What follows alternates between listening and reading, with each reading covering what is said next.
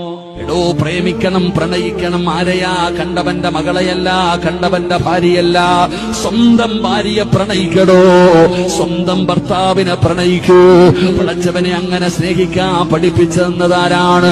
അങ്ങനെ സ്നേഹിച്ചാ ഒരിക്കലും മറക്കൂലടോ.